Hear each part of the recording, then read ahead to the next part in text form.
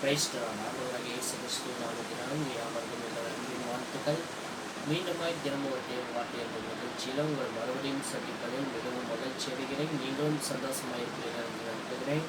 எங்களுக்கு அருமையானவர்களே, இந்த நாளில் கூட ஆண்டவர் ஏன் எனக்கு இந்த பாடு, ஏன் இந்த சூழ்நிலை, எதுக்கு இவ்வளோ கஷ்டம், எதுக்கு இவ்வளோ பாடு எல்லாமே நம்ம யோசிக்கலாம். ஆனால் கர்த்தர் கொடுக்கறது எல்லாமே நன்மையாக இருக்கணுமா? இன்னைக்கு கர்த்தர் உங்கள் வாழ்க்கையில் ஒரு காரியத்தை அனுமதிக்கிறாருன்னா அது ஏதோ ஒரு காரியத்தில் நன்மைக்கு எதுவாக இருக்கும். கர்த்தர் உங்களுக்கு ஒரு காரியத்தை உங்களுக்கு அனுமதிக்கிறாரானா இன்னைக்கு அதில் ஏதோ ஒரு பல விஷயங்களை கர்த்தர் வைத்திருக்கிறார். ஏன் தெரியுமா? வேதத்தில் இப்படியாக சொல்லுகிறது.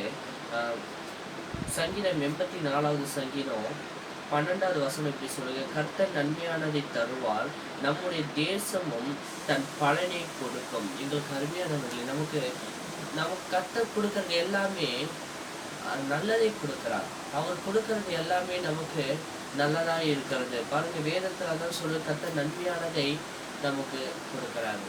இன்னைக்கு நம்ம யோசிக்கலாம், எனக்கு ஏன் இந்த காரியம் நடந்துச்சு, எனக்கு ஏன் இந்த காரியத்தை ஆண்டவர் எனக்கு இப்படி படுத்தினார், இன்னைக்கு எனக்கு ஏன் ஆண்டவர் இப்படி வழி நடத்துறாரு, இன்னைக்கு போற பாதை உங்களுக்கு ஏதோ கஷ்டமா இருக்கலாம், இன்னைக்கு போற பாதையில இன்னைக்கு ஏதோ ஒரு சூழ்நிலை நம்ம இதறி போய் நின்று இன்னைக்கு நம்ம மனம் கஷ்டந்து நிற்கலாம். ஆனால் கர்த்தரை நோக்கி பாருங்க, அது நன்மையான வழியில கொண்டு போய் நிறுத்தும். தேசம் அதன் பலனை தருமம்மா. இன்னைக்கு நம்ம ஆண்டவருக்குள்ள நிலைச்சு நிற்கிற நம்ம இன்னைக்கு ஆண்டவர் அறிஞ்ச நன்மை செய்ய வேண்டிய என்ன தெரியுங்களா?